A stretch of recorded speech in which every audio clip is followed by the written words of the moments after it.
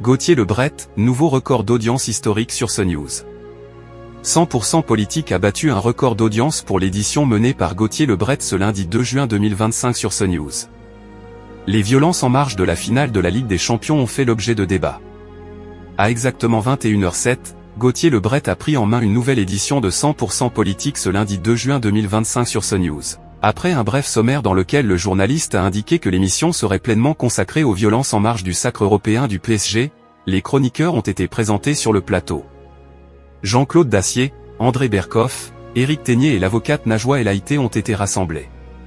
Paul de Sugy est également intervenu pour revenir sur les premières comparutions immédiates liées aux incidents ayant durement touché la ville de Paris. Des peines qui ont peu convaincu Gauthier Lebret, résultat, un laxisme total. Emmanuel Macron ciblé par Jean-Claude Dacier. Paul de Sugy a dévoilé les prénoms des individus jugés lundi 2 juin et donné quelques indications sur leur profil. Ils habitaient tous en banlieue, la plupart du temps chez leurs parents. Ce ne sont pas des cas sociaux, mais des personnes qui étaient soit étudiantes ou avaient un contrat de travail. Le juge a argué de cela pour leur éviter la prison ferme. Jean-Claude Dacier, lui, a commenté les images d'un pompier attaqué par plusieurs jeunes. Ce qui s'est passé est une honte, mais il n'y a aucune raison pour que les choses changent dans ce pays. Des émeutes il y en a tous les 6 mois. Gauthier Lebret a estimé que ce week-end violent gommait le succès sportif tout en rappelant la finale chaotique de 2022 qui s'était disputée au Stade de France et avait traumatisé de nombreux fans de Liverpool. Gauthier Lebret solide de 21h à 22h.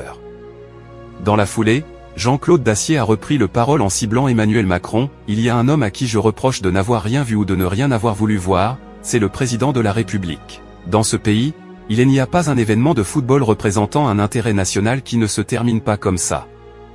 Dans la continuité des belles performances réussies par Christine Kelly et Pascal Praud, respectivement en charge de Face à l'info et lors des Pro 2, Gauthier Lebret a conquis 299 000 individus, soit 1,8% en part de marché, 1,6% des CSP+, et 1,8% des 25 à 49 ans. 100% politique a beau avoir laissé échapper le leadership sur l'ensemble de la tranche, CNews s'est bien imposé sur ses concurrentes directes entre 21h et 22h avec 387 000 fidèles au poste, pour une part de marché s'élevant à 2%, ainsi que 2,1% des CSP+, et un record historique parmi les 25 à 49 ans qui ont privilégié à 2,9% ce rendez-vous.